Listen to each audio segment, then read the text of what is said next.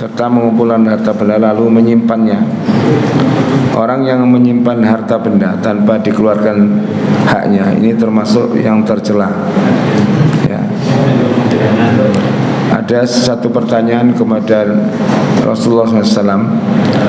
Ya, saya memiliki emas ini atau punya ini dan itu. Apakah ini termasuk kanzun? Kanzun itu adalah harta benda yang ditimbun. Maka kemudian Nabi mengatakan, kalau engkau keluarkan haknya maka tidak termasuk yang dilarang. Jadi menghitung-hitung ini dengan tujuan untuk membangga-banggakan hartanya, bukan dihitung untuk dikeluarkan zakatnya, enggak masalah. Ya. Jadi di sini bukan alladzi kana hammuhu jam'al mal wa ta'addadahu, yaitu orang yang keinginannya hanya mengumpulkan harta itu tanpa tujuan untuk akhirat sama sekali. Dikumpulkan di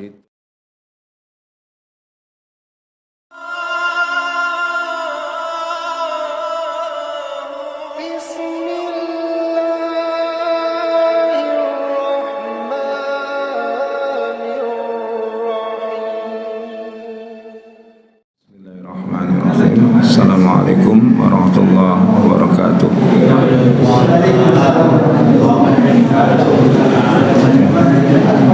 Alhamdulillah wa bihi nasta'in ala umuri dunya waddin. Wassalatu wassalamu ala asrafil anbiya'i wal mursalin wa ala alihi wa ashabihi ajma'in.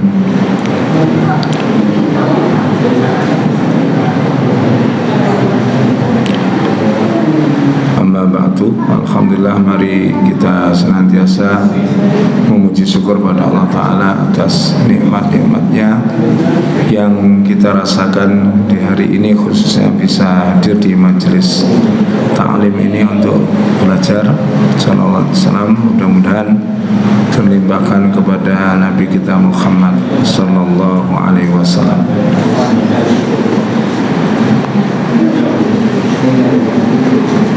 Surat 104 ya.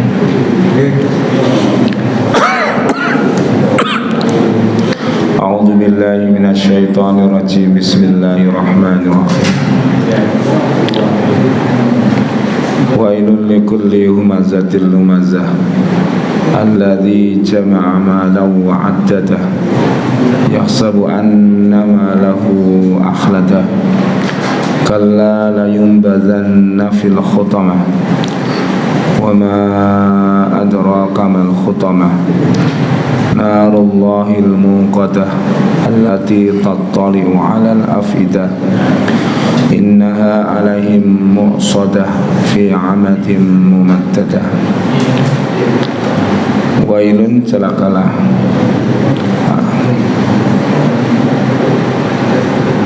likulli humazatin, bagi tiap-tiap pencela, humazatin yang mengumpat. Arti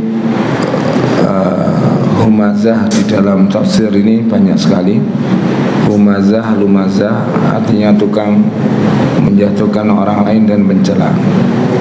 Kemudian ada juga keterangan bahwa dari Anas, humazah itu mengejek di hadapan, sedangkan al-lumazah mengejek dari belakang. Ada pula dari Qatadah mengatakan bahwa humazah, lumazah mencela orang lain dengan lesan dan matanya dan mengumpat serta menjatuhkan orang lain. Ya, artinya ini adalah, kalau diterjemahkan di tafsir Departemen Agama itu, kecelakaan bagi setiap pengumpat lagi pencela. Ya, ini adalah sifat yang sangat buruk, karena seorang yang lesannya tidak terjaga maka diancam oleh Allah dengan neraka. Ya. Wail itu ada yang mengartikan neraka wel, neraka wel. Ada yang mengartikan apa? Kecelakaan, kebinasaan.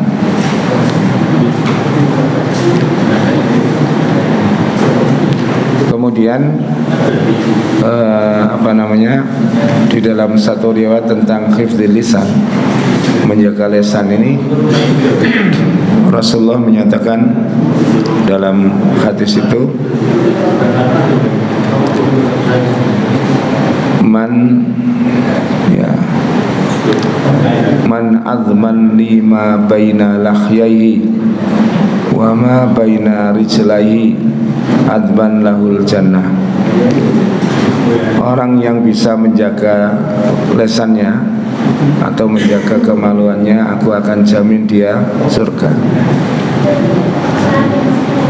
Dan lesan yang buruk ini menunjukkan keburukan hati, ya.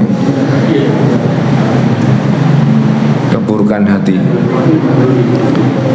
Dan manusia itu yang dinilai adalah kebersihan hatinya. Yauma la yanfa'u malun wala banun illa man atallaha biqalbin salim.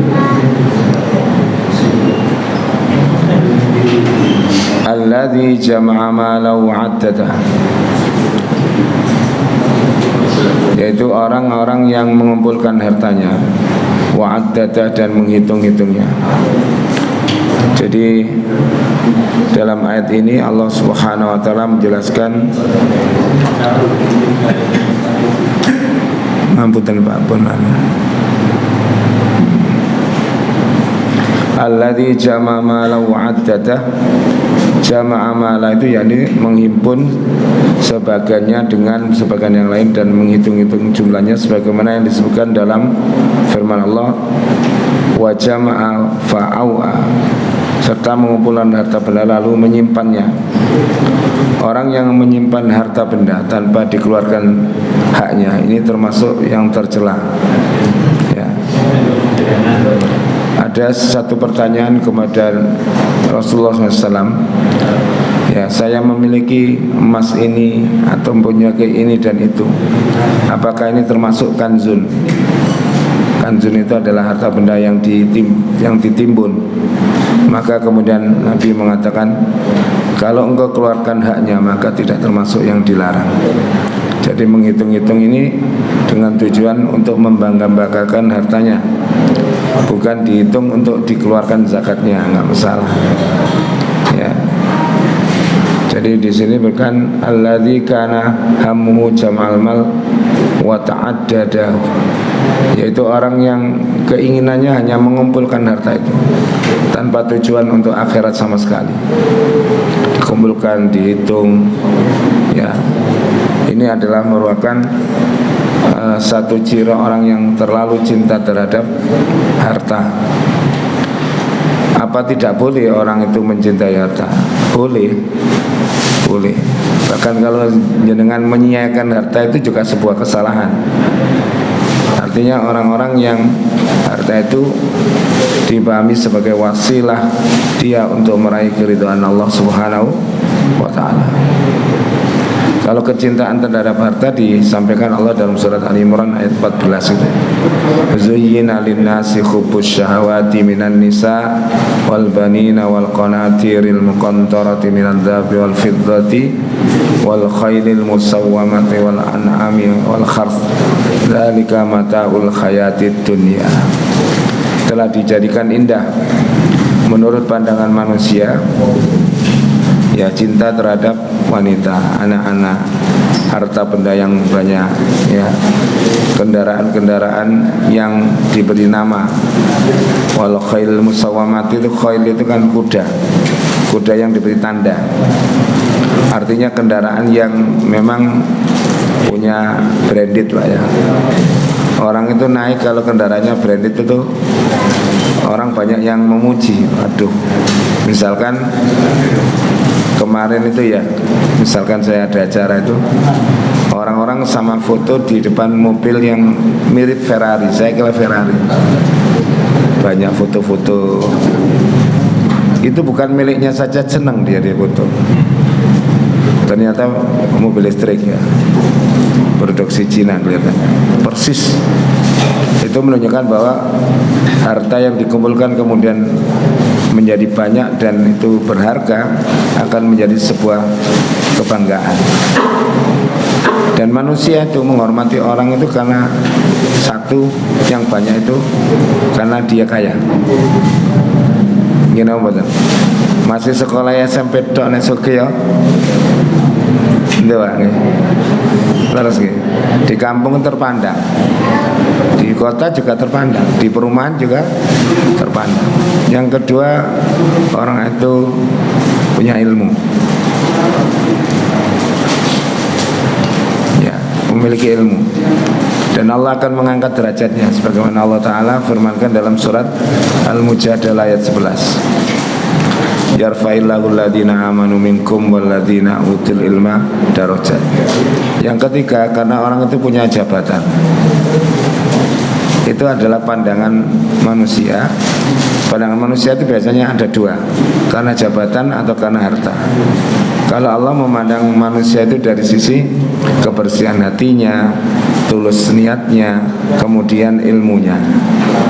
Tapi bukan ilmu untuk kebanggaan, tapi ilmu yang digunakan untuk mendekatkan diri kepada Allah, sehingga dia merasa sangat takut kepada Allah Subhanahu wa ta'ala. Sebagaimana Allah firmankan di surat Tur, cuma saya lupa ayatnya, innama yakhshallaha min ibadil ulama.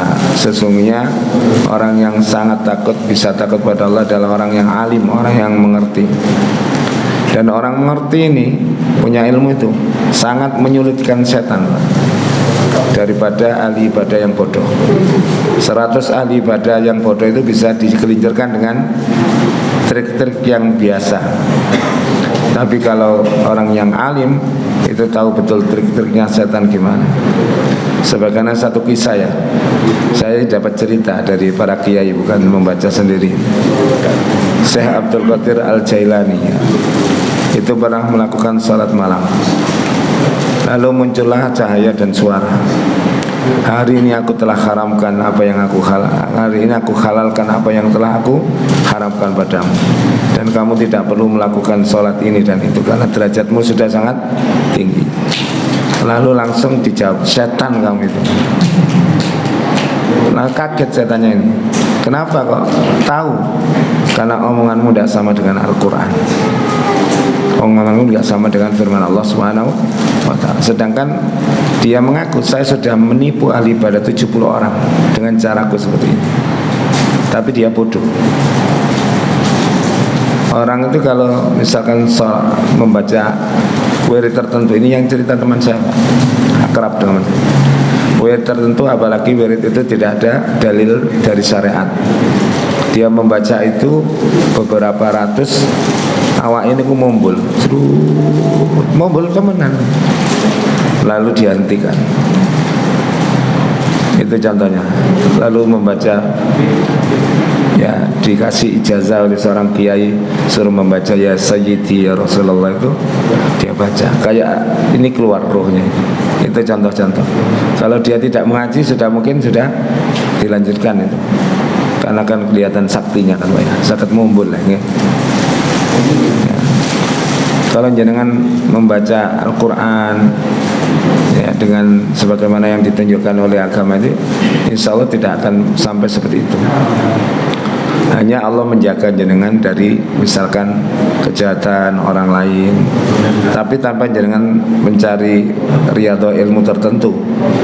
Yes, pokoknya ibadah karena Allah. Kemudian kalau terjadi sesuatu, Allah akan menjaganya. Ayaksabu anna ma lahu akhlada. Yaksabu mereka menyangka anna ma lahu, sesungguhnya hartanya, akhladahu mengekalkannya. Ya. Jadi yadunnu annahu dhamina li nafsihi bi hadzal mal alladhi jama'ahu al-khudud fid dunya. Dia menyangka bahwa dia bisa kekal hidupnya di dunia. Kemudian juga dia merasa bisa melepaskan diri dari hisab Allah Subhanahu wa ta'ala dengan hartanya. Kalau di dunia memang iya, orang yang punya harta banyak itu bisa sangat mudah lolos dari jeratan hukum, dari penjara gitu. Kalau tentunya kan dibeli saja sudah, wani piro, mau berapa. Tapi tidak demikian dengan orang yang sudah dimasukkan ke dalam neraka oleh Allah Subhanahu wa ta'ala. Ada beberapa ayat yang semakna, coba saya lihat dulu di surat Ali Imran. Ingat saya ayat 93 atau 91. Mudah-mudahan benar.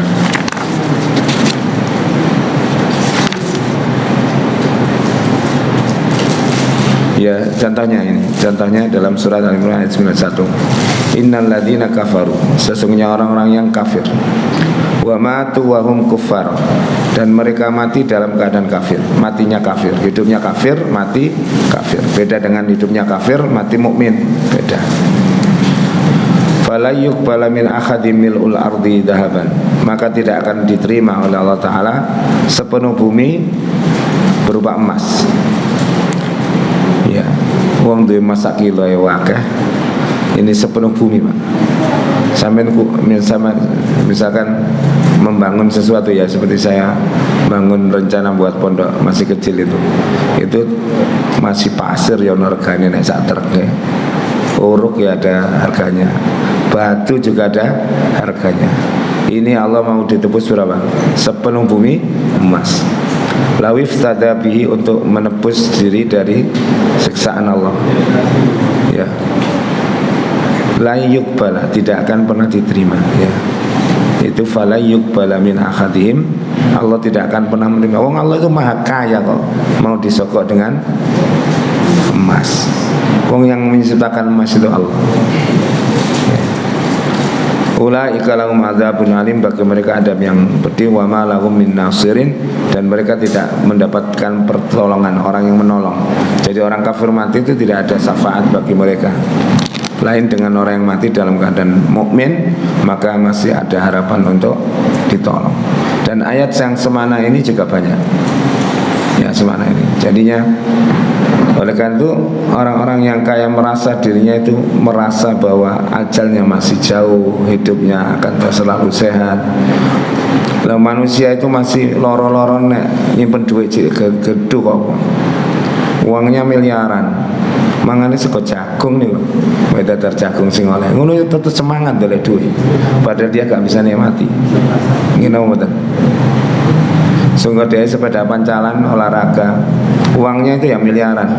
Terus nemu duit 100.000 kira-kira dijopo napa dijarno? Cek dijopo manusia itu. Padahal duitnya wis gak karuan akeh. Ya, lodong ya. Lodong. Ya, dan dia merasa bisa meloloskan diri dari hukuman Allah Subhanahu wa Ta'ala, seperti Abu Lahab. Ya. Tabbat yada Abi Lahab wa tab, ma aghna anhu maluhu wa ma kasab. Tidak ada gunanya hartanya dan apa yang ya upayakan. Dia ngomong, nanti kalau aku masuk neraka tak tebus nanti dengan hartaku dan anakku, gitu Pak. Makanya mal dijawab tidak ada gunanya. Anhu darinya maluhu, hartanya, wama kasab, dan apa yang ia upayakan.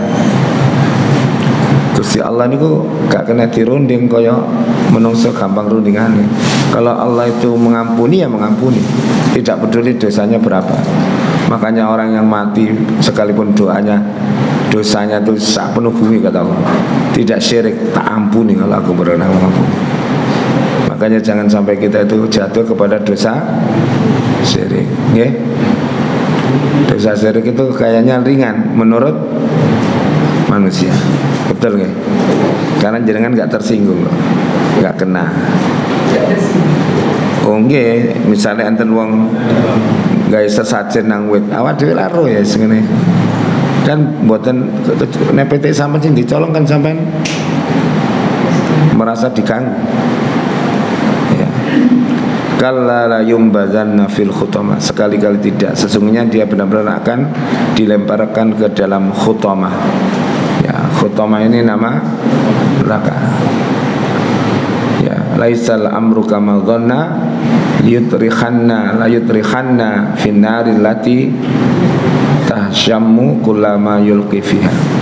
Jadi mereka itu yang seperti itu, merasa tidak ada hisab, merasa bebas hidup dengan hartanya, dia foya-foya dan sebagainya, merasa itu dia. Bahkan kadang-kadang KTP ini ya Islam, ngomongnya ya ngergero hati, mati ore apa cari mendingan suarkon neraka apa cari besok, kan begitu. Itu berarti orang yang tidak beriman, karena dia tidak menyiapkan. Orang yang beriman pasti menyiapkan. Saumpama sampean kali kula sakniki mati ngono ya gak apa-apa sene pun siap ya. Timbang ngurusin dunia sing ruwet ngaten iki. Ini belum ruwet betul, Pak. Besok kalau sudah bumi itu kacau balau karena ada dajjal macam-macam fitnah itu, orang itu lewat kuburan ini ngomong itu, sakjane aku sing mati timbang aku sing urip. Karena dia sudah bosan lihat keadaan dunia ini. Belum sampai dajjal keluar pun masih ada orang yang bosan kok hidup di dunia. Aku kok gak mati-mati sih, koncoku wis mati kabeh. Ya, kenapa? Dia hidup tidak bisa menikmati karena usia yang sangat tua. Wa ma adraka mal khutamah, dan tahukah kamu apa khutamah itu? Ya, wa ma adraka ayyuhar rasul ma haqiqatun nar. Tahukah kamu apa hakikatnya neraka itu? Neraka itu dalamnya, kalau jahanam itu ketika pengajian ngeten iki terdengar suara menggelegar, dengarlah kamu, dengar ya suara apa itu? Kami tidak tahu, Allah yang dan Rasulnya yang tahu. Itu adalah suara batu yang dijatuhkan dari atas ke jahanam 70 tahun baru nyampe. Gak mungkin lolos ya. Katanya berangkang ya. Ya. Makanya kalau ada cerita-cerita yang halu itu katanya ada ulama yang bisa mancing pengikutnya dengan sorbannya di neraka. Sorbannya santi gede nih. Nah, terus apa nggak terbakar? Ya. Jenengan dan saya ini ditolong oleh Allah Ta'ala karena memang ada manusia yang bisa membantu kita. Ada Rasul, ada Nabi Muhammad yang bisa memberi syafaat. Tapi itu harus didasari dengan apa? Amaliyah kita sendiri. Amaliyah kita sendiri. Ya. Seperti dengan melazimkan banyak membaca salawat kepada Rasulullah. Itu perlu, ya. Zikir juga perlu, bersalawat juga perlu. Ya. Ya minimal kalau ada nama Nabi disebut dengan bersalawat kepada beliau. Jadi jangan sampai tidak gitu, karena perintah Allah yang Allah laksanakan dulu itu ya salawat itu sebelum memerintahkan makhluknya. Ya, innallaha wa malaikatahu yusholluna 'alan nabi ya ayyuhalladzina amanu shallu 'alaihi wa sallimu taslima. Allah bersalawat itu artinya Allah memberikan rahmat kepada Rasulullah, bukan Allah berdoa. Lah nek Gusti Allah ndonga nang sapa? Wong Allah itu adalah yang menerima doa kita. Dan malaikat itu bersalawat yang membaca salawat itu. Salawat yang teksnya dari Allah Ta'ala disampaikan Jibril kepada Nabi Muhammad, ya yang jenengan baca di salat itu sampai innaka hamidum majid, itu lafadznya dari Allah Ta'ala. Narullahil muqadah, yaitu neraka Allah yang dinyalakan. Ya. Inna narullah musta'illah syadidah al-lahab, yaitu neraka yang dinyalakan kemudian nyalanya berkilat-kilat dan muncrat-muncrat, ya, karena saking panasnya, dan itu bisa mencapai jasad manusia sampai hatinya. Nabi SAW ini menceritakan tentang seseorang yang masuk neraka yang paling ringan. Ya. Tapi waktu dia disiksa dia merasa paling berat, padahal paling ringan. Yaitu ada bara api atau sepatu yang dipakaikan pada orang itu, lalu otaknya mendidih, kan begitu dalam hadis. Dia merasa paling berat, padahal dia yang paling ringan. Kalau di dalam hadis yang lain, kalau nggak salah nih, Imam Tirmidzi, neraka sing paling abot ini ya, nerakanya orang munafik. Innal munafiqina fit darkil asfali minan nar. Sesungguhnya orang munafik itu berada di neraka yang paling bawah. Terus nerakanya kiai. Ada di dalam hadis, saya nggak hafal matannya ya. Diceritakan ada orang masuk neraka, lalu ususnya terburai, untuk apa?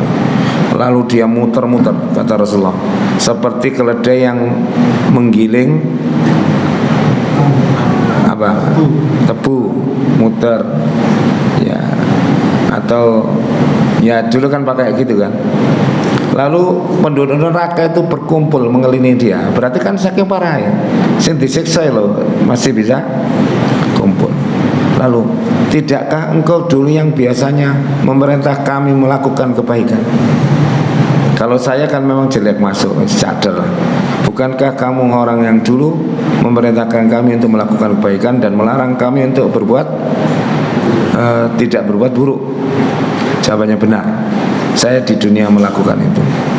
Tapi saya selalu memerintahkan apa yang saya perintah saya langgar. Ya, tidak saya laksanakan, maaf, tidak saya laksanakan. Sedangkan ya apa yang saya larang pada kamu saya lakukan. Itu jenenge jargoni. Bahaya itu. Atas jargoni. Iso ujar gak iso lakoni. Dan itu ada juga jangan ketemukan di dunia ini.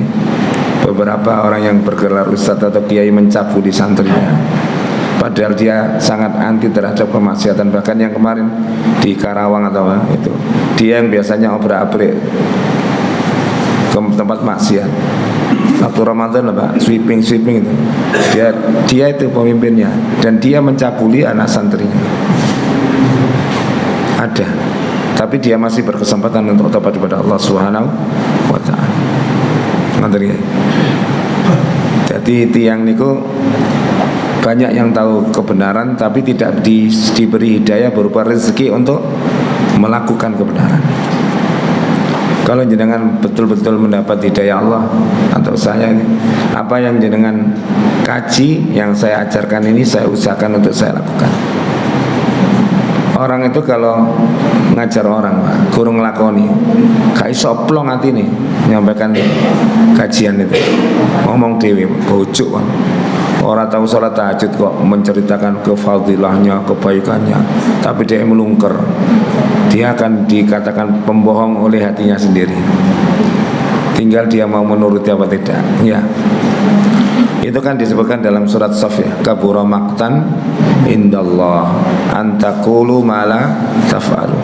Sangat besar dosanya di sisi Allah jika kalian mengatakan sesuatu yang tidak kalian kerjakan. Dan saya juga dapat cerita waktu saya dengan Ustadz Fathur, Ustadz Yunan, saya ikut dakwah ke Blitar.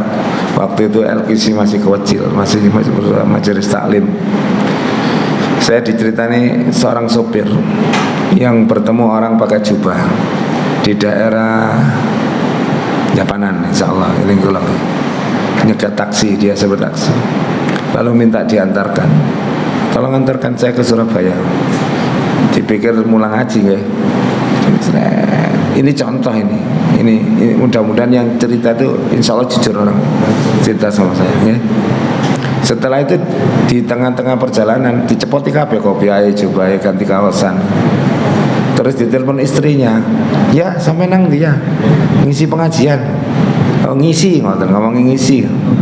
Kalau dia itu bukan ustadz, bojone mesti ngomong ngisi jeding kan begitu kan. Dia percaya bahwa istri lelakinya, suaminya itu memang ahli dalam pidato atau ceramah. Dia percaya, ya wis hati-hati. Ternyata ngapunten, diminta mengantarkan ke doli, Pak. Itu contoh. Dan teman saya di Jogja, yang rumah Jogja juga pernah mendapati yang seperti itu, ibu-ibu ya. Ada seorang yang katanya ngisi pengajian, ternyata meninggal di atas perutnya pelacur. Ya naudzubillah min dzalik. Ternyata cerita di hadis itu ya ono ya. Saya tuh gak minta diceritani, tapi orangnya cerita seperti itu. Kalau angen-angen ono yang menungso model ngene. Alhamdulillah. Makanya hati ini atau tampilan kita itu soponoe gak masalah. Yang penting jenengan itu bersihkan hati kita dari segala macam penyakit hati. Amalah dengan amal yang jenengan mampu, tidak terlalu memaksa, dan istiqomah. Ya, kita takut kalau kita tidak istiqomah. Kita takut kalau kita itu hanya baiknya sesaat, kemudian di tengah kehidupan itu tergoda dan mati dalam keadaan su'ul khotimah. Ya, makanya itu perlu di atas-atasnya sebab dewi itu sekarang itu masih belum final. Jadi jenengan itu final dan beruntung menurut Al-Quran ketika jenengan matinya husnul khotimah, itu baru sukses. Allah Ta'ala berfirman, kullu nafsin dha'iqatul maut.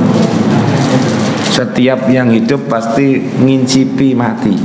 Dha'iqah itu ngincipi, merasakan mati. Karena mati itu sebentar, kematian itu sebentar. Yang lama itu hidup setelah mati kan. Fa innama tuwaffawna ujurakum yaumal qiyamah. Sesungguhnya kami akan tunaikan pahala kalian itu pada hari kiamat. Jadi kita dibayar tunai oleh Allah penuh itu saat kiamat. Di sini dibayar didik-didik. Okay. Dengan baik, ahli sedekah dilancarkan, diberi kesehatan, anaknya mudah diatur, rezekinya barokah. Itu kan diberi sedikit oleh Allah Ta'ala. Karena dalam hadis nikmat Allah itu hanya diberikan seperti burung yang mematuk di air, lalu air yang nempel di paruhnya, itulah nikmat dunia. Nabi kalau di akhirat ditunaikan semuanya Allah. Faman zuhziha aninna, barang siapa yang dijauhkan dari neraka, wa udkhilal jannah, lalu dimasukkan ke dalam surga, faqad faz, dia adalah orang yang beruntung. Makanya terakhir itu yang menentukan. Ya, makanya ada orang yang saya lihat itu orang yang ahli ibadah, pemimpin satu jamaah. Saya pas beliau nazak itu saya datang waktu ngaji, nggak jadi ngaji di musolanya beliau. Itu saya berikan nama nazaknya. Ada apa? Itu perlu dicari. Ada yang betul-betul indah dan mudah, ya. Dia mengucapkan kalimat syahadat. Ini sepupu saya, Bu. Orangnya saya lihat dapat itu dari sabarnya yang luar biasa. Dia kena penyakit kanker selvik.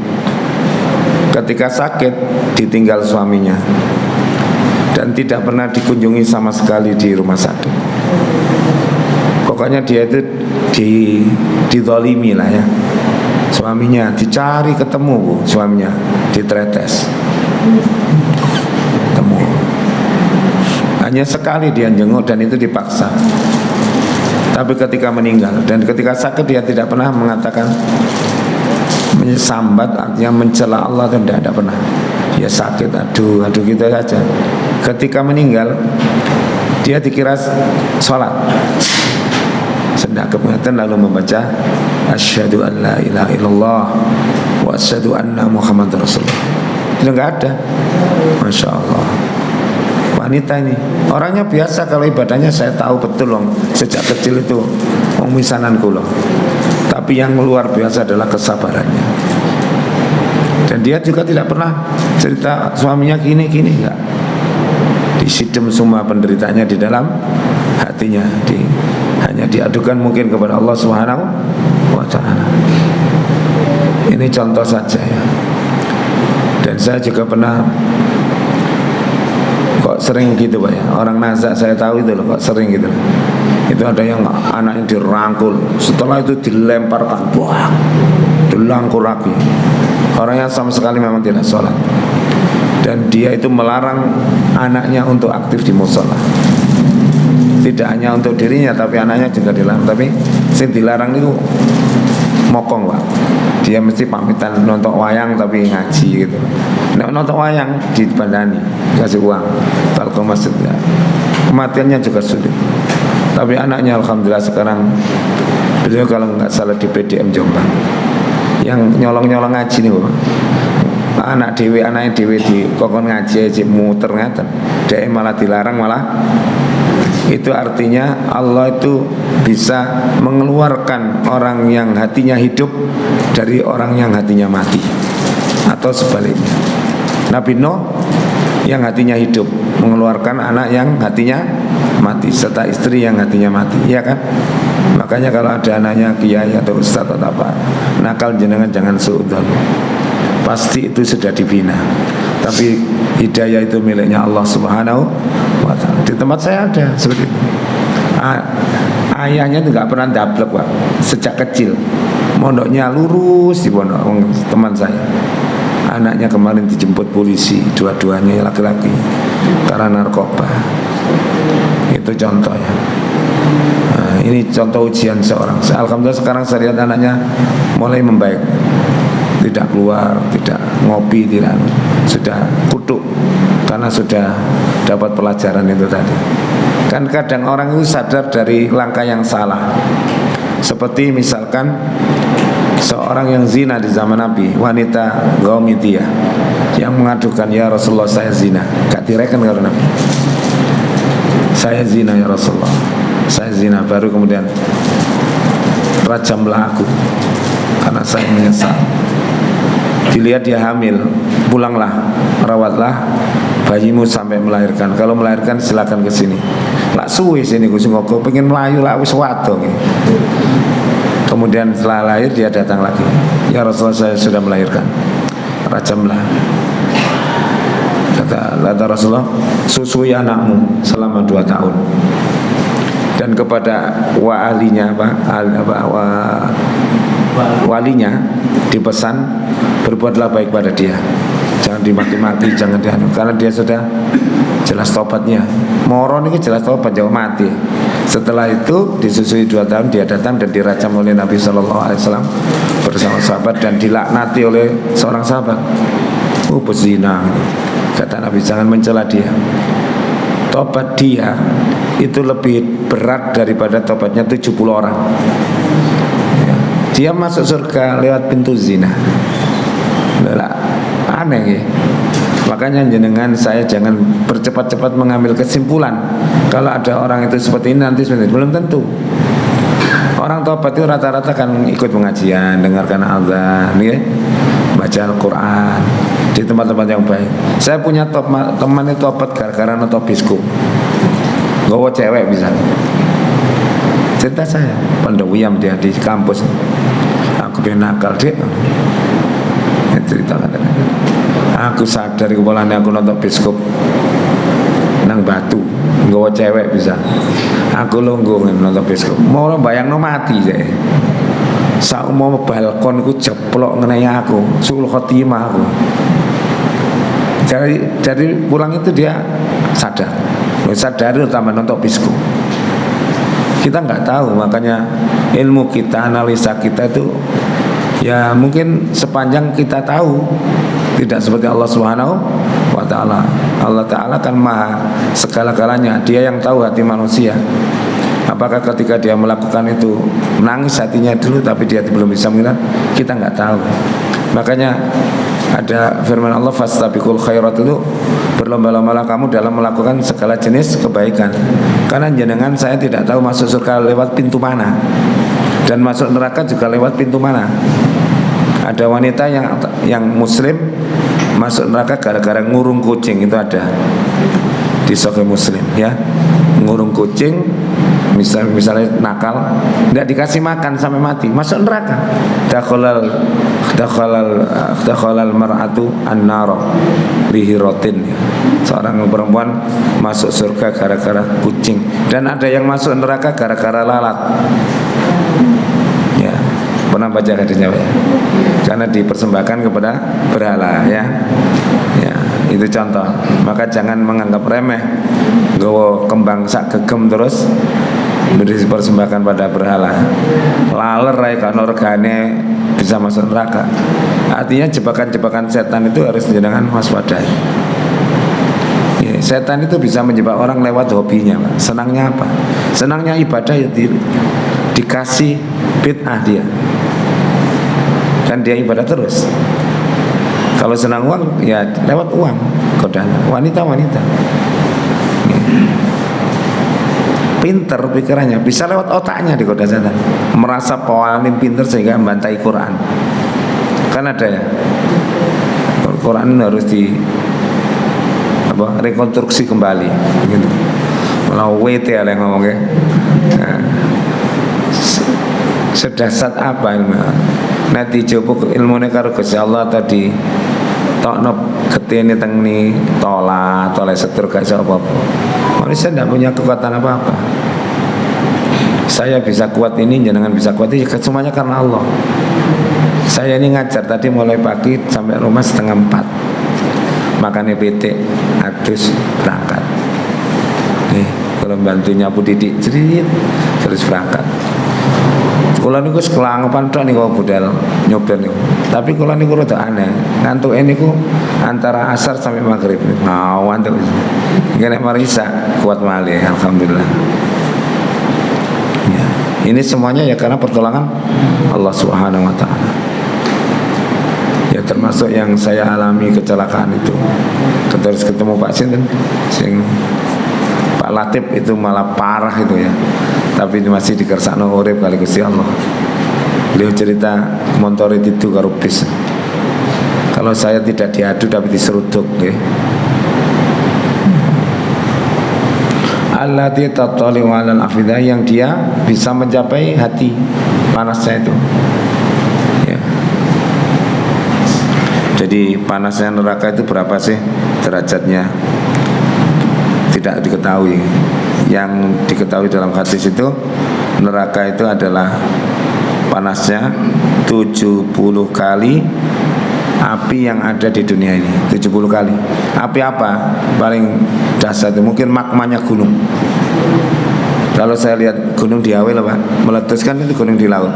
Meletus lalu lavanya itu meluncur ke bawah, itu masih menyala Pak di dalam air itu. Hanya pinggir-pinggirannya dok yang itu kali 70. Narullahil muqadah, yaitu neraka Allah, api Allah yang dinyalakan. Ya.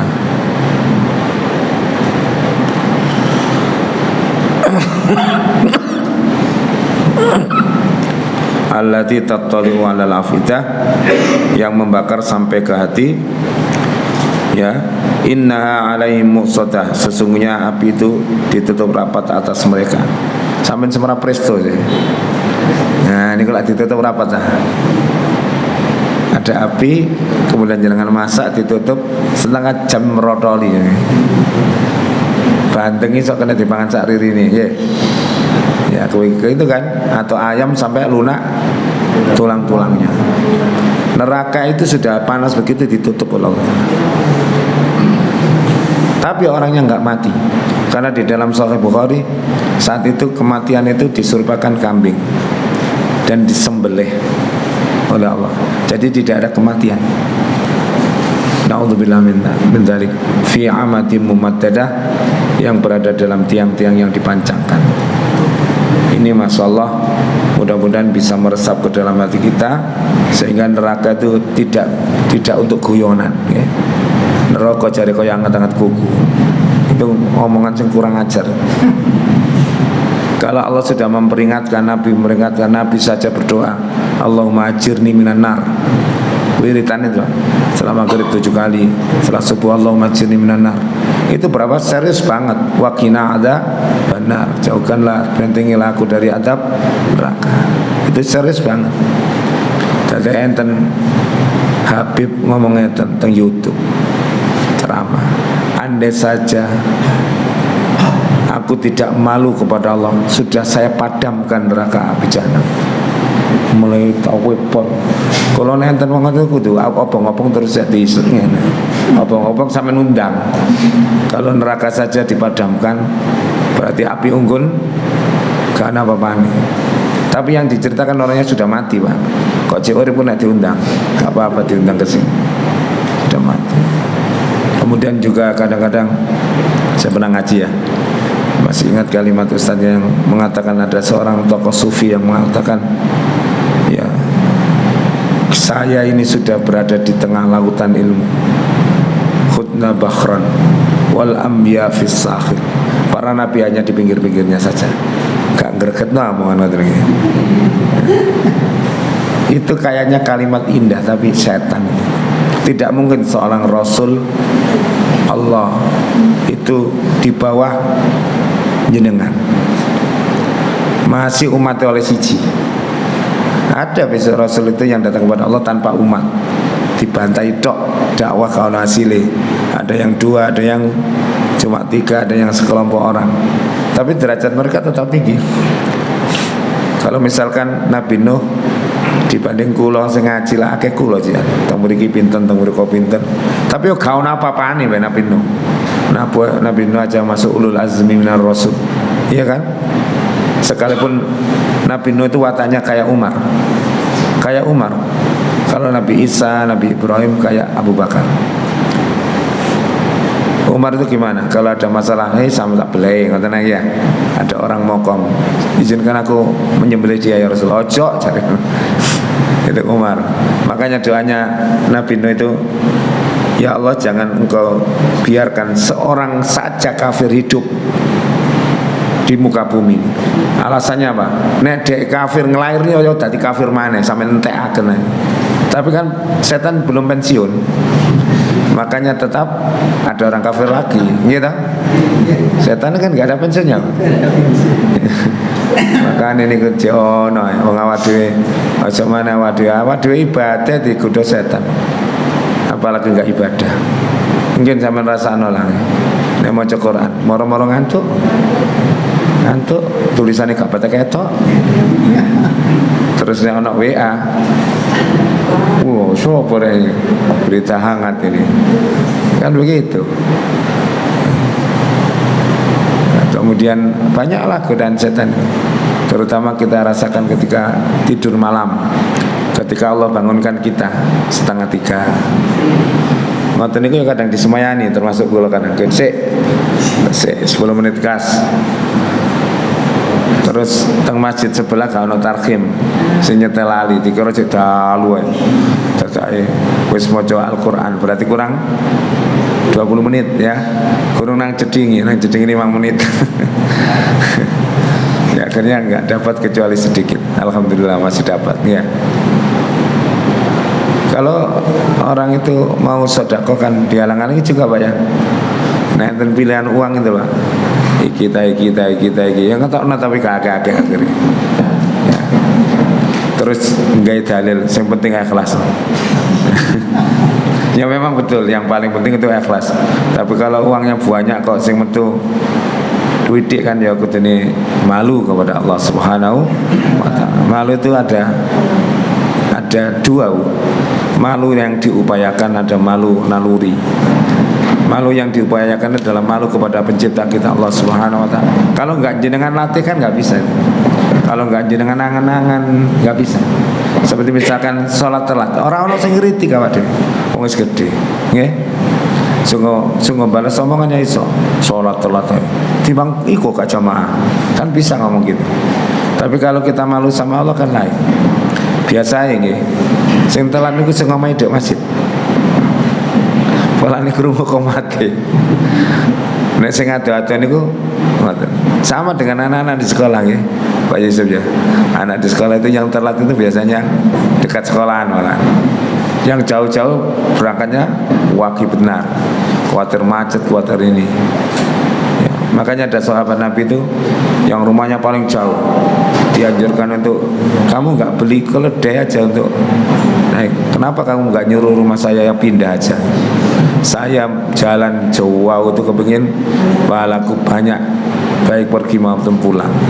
Seperti itu ya, selama kalau kita ikhlas dan kita tahu bahwa tujuan kita ibadah, insya Allah jenengan semangatnya terus menyala-nyala. Insya Allah masih tuwek wong gak masalah. Yang penting apa? Semangati anak muda. Apa maneh wis jenom semangat tuwek, apa maneh nek tuwek nggih. Tuwek niku kudu semangatnya tetap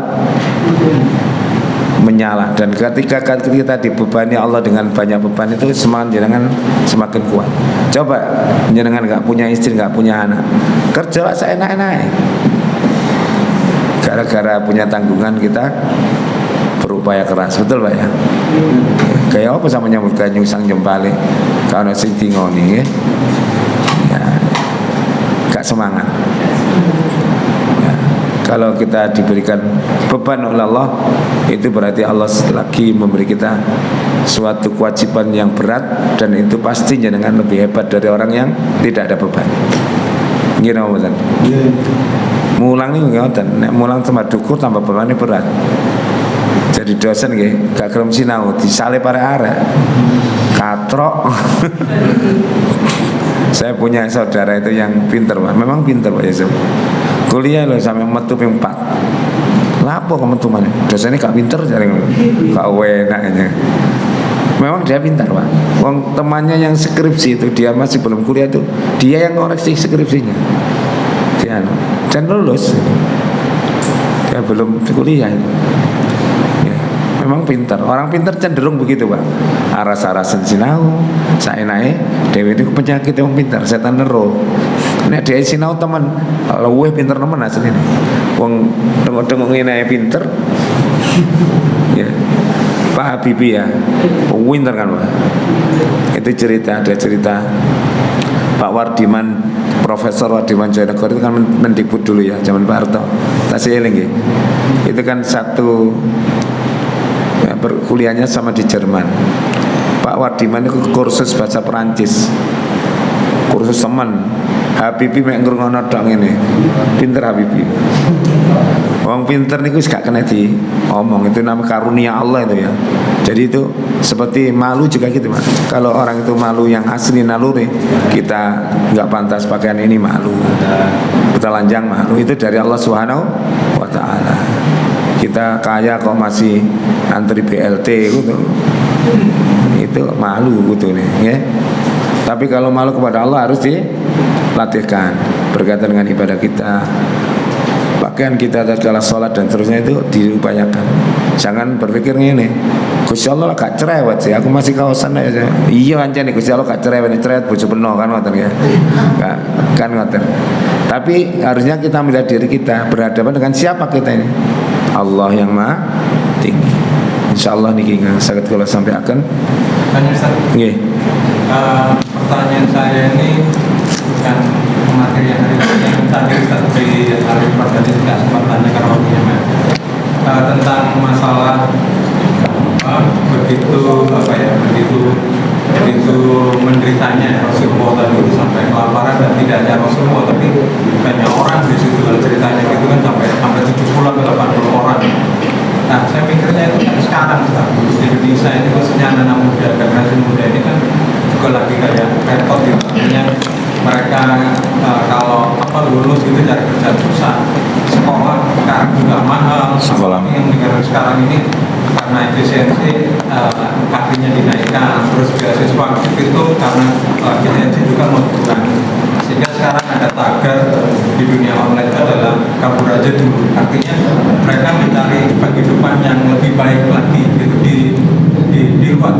Meskipun ada seorang menteri yang mengejek bahwa kamu tetap nasionalis, dijawab sama mereka nggak perlu itu yang penting.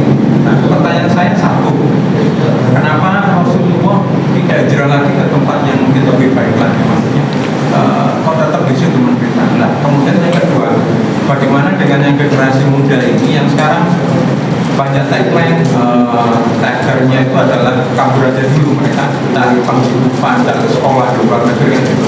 Ini padahal ada yang mengatakan itu mereka ada nasionalisme apa gitu lah, orang tua atau apa. Ini salah nggak mereka ini? Ya.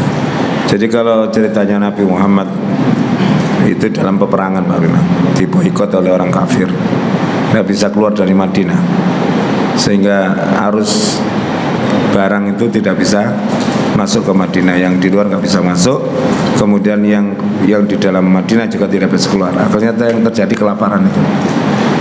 Kenapa Rasulullah nggak pindah? Mau pindah kemana? Rasul itu kan beda dengan kita yang pakai logika Pak. Rasul itu mau pindah, ada pindah, hijrah nggak hijrah, nunggu instruksi. Instruksinya itu dari Allah Subhanahu wa Ta'ala, dan janji Allah betul dimenangkan. Ya, kelaparan itu sudah sekitar dikepung selama 1 bulan. Setelah itu bebas beliau. Artinya hijrah yang dilakukan Nabi, misalkan hijrah ke Habasah, hijrah ke Madinah, itu semuanya berdasarkan perintah Allah Subhanahu wa Ta'ala. Dan Allah sudah berjanji ketika mereka berhijrah akan dapat muraghaman katsira wa sa'ah. Ya, kekayaan yang cukup dan keluasan rezeki, dan terjadi itu Pak. Tapi terjadi kelaparan itu saat peperangan. Setelah itu Madinah dipimpin Nabi dalam keadaan eksis sampai bisa menyerang Mekah kembali itu. Kalau misalkan anak-anak muda seperti itu, karena saya tidak mencela mereka, sebenarnya sulitnya lapangan kerja itu karena bisa jadi karena buruknya sistem di sini. Karena yang diadu itu bukan kepandaian Pak sekarang itu, hanya channel, ya kan? channel kenal orang dalam itu loh yang bikin persaingan tidak sehat. Sepintar apapun jenengan pasti mental. Itulah yang menyebabkan mungkin anak-anak muda kita cari keluar negeri untuk cari penghidupan, karena di sana lebih objektif dalam menilai pekerjaan. Ya, saya nggak menyalahkan kalau saya. Kenapa? Ini buminya Allah. Kemana saja ya buminya Allah. Kalau di sini mereka tidak bisa hidup dengan layak, tidak apa-apa dia mencari itu. Nanti suatu saat bisa kembali ketika sudah mampu untuk membenahi ekonomi kita. Kalau misalkan dituduh tidak nasionalis, apakah ukurannya begitu? Lah kalau pekerja-pekerja migran dikirim pemerintah itu ke Arab Saudi, ke Brunei, terus ke nasionalis kan? Ya enggak lah ya. Ada yang di sini hidupnya tapi korupsi sembarang kalir, menteno hartanya rakyat. Apa mereka nasionalis kalau begitu? Kan begitu kan? Jadi mereka bertahan di Indonesia, korupsi di sini karena surganya korupsi.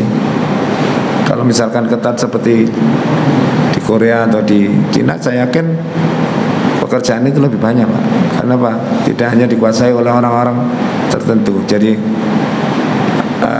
di dalam Al-Quran ada ayat yang mengatakan jangan sampai harta itu hanya berputar pada orang-orang kaya. Itu tugasnya pemerintah, Pak. Bagaimana meratakan pendapatan dan bagaimana meratakan kesempatan untuk bekerja. Karena anak-anak kita pintar loh, Pak, aslinya banyaknya pandai, tapi mental gara-gara kalau masuk ini harus gitu, itu sudah rahasia umum kan. Jadi misalkan ada orang yang harus masuk Bintara saja, kepolisian harus 500 juta. Lalu orang yang punya karir yang bagus sebenarnya, potensi yang besar, fisik yang kuat, tidak bisa masuk lantaran karena sistem yang begitu. Kalau di iklannya memang nggak ada calo di iklannya. Masih sampai teng Samsat ya ono tulisannya jangan mengurus melalui calo. Ngoten nggih. Tapi enten ta mboten? Kadang nomor gede. Nah, itulah kenyataannya. Maka sebenarnya Pancasila itu kalau kita bicara Pancasila, Pak, belum dilakukan, Pak, sila-sila tertentu itu. Masih hanya teoritik dan ditafsirkan menurut selera rezimnya. Nah, makanya ini yang berkeadilan itu harus diciptakan. Siapa lagi ya? Tugas para DPR itu di legislatif ya, untuk membuat undang-undang yang bagus. Wong disuruh tanda tangan memiskinkan korupsi ya, koruptor aja sulitnya minta ampun.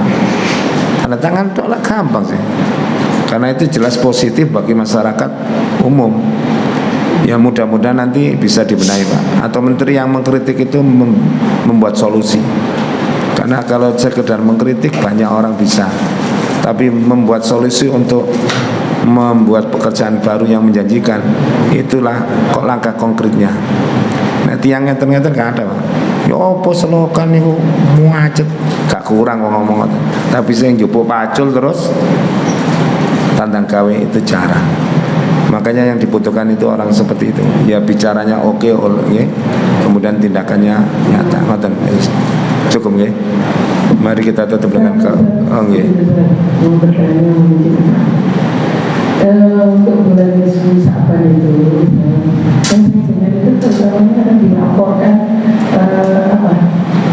Amal dari kita ke Allah itu. Apakah seperti itu? Apa enggak sudah tercatat update kemudian bagaimana? Ya. Apakah sebenarnya Yang saya ketahui itu setiap Kamis itu atau setiap saat dilaporkan oleh malaikat, khususnya hari Kamis. Ya, jadi kata Nabi, aku suka waktu dicatat itu aku dalam keadaan puasa gitu. Jadi jenengan itu setiap saat dicatat oleh malaikat Raqib dan Atid. Dan ada malaikat yang sibto, Bu. Seperti salat subuh disaksikan inna Qur'anal fajri kana masyhuda. Sesungguhnya bacaan salat subuh itu disaksikan oleh siapa? Malaikat petang dan malaikat siang, karena datang mencatat. Maka catatan amal kita yang baik itu awal pertama sholat subuh, catatan terakhir sholat subuh. Sing bahaya kan yang pertama melungker, terus iya kan, catatan awal melungker, catatan awal lagi melungker lagi. Makanya kalau misalkan harus baca ini, baca itu, baca ini, tidak ada keterangan yang bisa dipertanggungjawabkan. Ya, tentang Sya'ban itu yang saya ketahui Nabi itu banyak melakukan puasa. Ya, banyak melakukan puasa. Kalau Rajab, bulan haram, dan semua bulan haram dianjurkan untuk banyak beramal. Nah, jadi bulan haram itu Rajab, Muharram, Dzulqa'dah, Dzulhijjah ini jangan sampai melakukan maksiat di bulan haram itu. Lakukan amal saleh yang banyak, apa puasa, jam baca Quran, sedekah, silakan. Tidak dikhususkan hanya sekedar puasa. Dan ini Sya'ban ini siap-siap, siap-siap mau menghadapi bulan Ramadan. Dan persiapan yang sangat penting itu persiapan jiwa. Awak dhewe kudu saweneng jangan poso niku. Engko nek saweneng nemen poso enteng. Kaya arek layangan iki lho, Bu. Nggih. Lah seneng sih, srengenge lho kalah. Nggih, Pak. Pak Yusuf misalkan cari anaknya layangan gawa payung, ngijope nih. Lho dhek dolek panas aja nih. Sampai meripati abang. Saya dulu itu masih ingat ketika kecil kan hobi layangan. Saya dipanggil Pak D. Pak D saya cari, Mar, Lino, nopo Pak D? Kok niku bangsat, Mar? Nopo kok bangsat Pak D? Motone abang korane sat kakek layangan. Saya jam 5 itu loh masih munggah no layangan sampai maghrib, Pak. Saking senangnya. Itu nek tenggen kula layangan itu. Jadi sambitan nih kalau. Ngoten nggih?